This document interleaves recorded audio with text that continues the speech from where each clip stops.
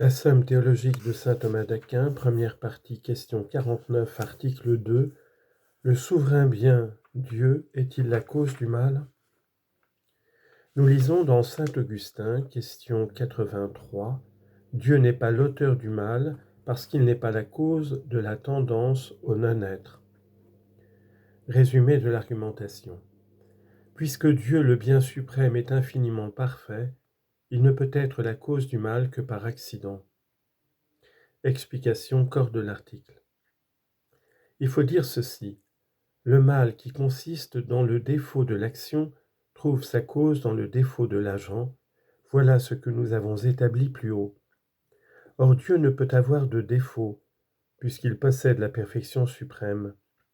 Donc le mal, qui résulte du défaut de l'action ou de l'agent, n'a pas Dieu pour auteur. Mais le mal qui consiste dans la destruction de certaines choses vient de l'être souverain, soit dans le domaine de la nature, soit dans le domaine de la volonté. En effet, quand l'agent produit une forme qui entraîne la destruction et le défaut, il produit par cela même le défaut et la destruction. C'est encore un principe que nous avons établi précédemment. Or, d'une part, la forme que Dieu se propose avant tout dans les choses créées, c'est le bien de l'ordre universel. D'une autre part, l'ordre universel exige, comme nous l'avons vu, que certains êtres puissent perdre et perdent quelquefois l'existence. Donc Dieu produit d'une manière accessoire et comme par accident la destruction des choses en assurant le bien de l'ordre universel.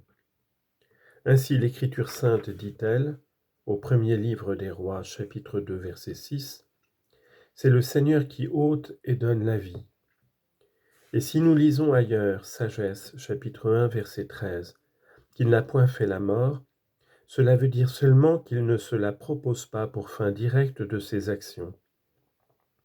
De plus, l'ordre universel renferme l'ordre de la justice qui demande la punition du pécheur.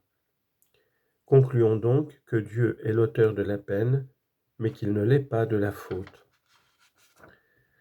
Première objection. Nous lisons Isaïe chapitre 45 verset 7. « Je suis le Seigneur, et il n'y a point d'autre Dieu. C'est moi qui fais la lumière et crée les ténèbres, qui fait la paix et produit le mal. » Et Amos chapitre 3 verset 6.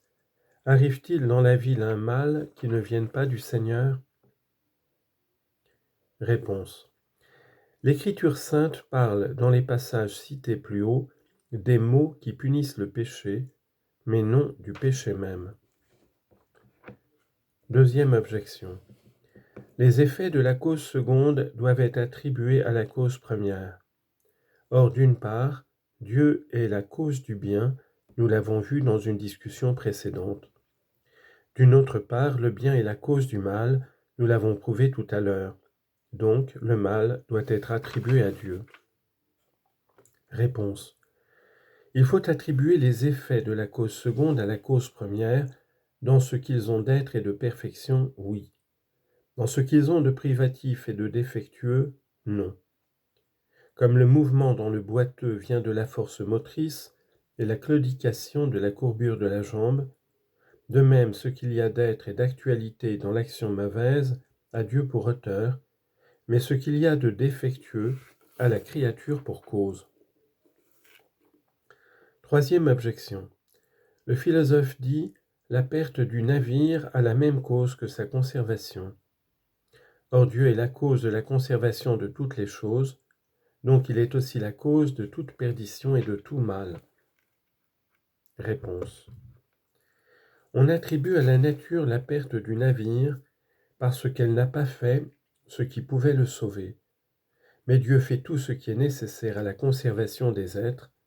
Il n'y a donc point parité.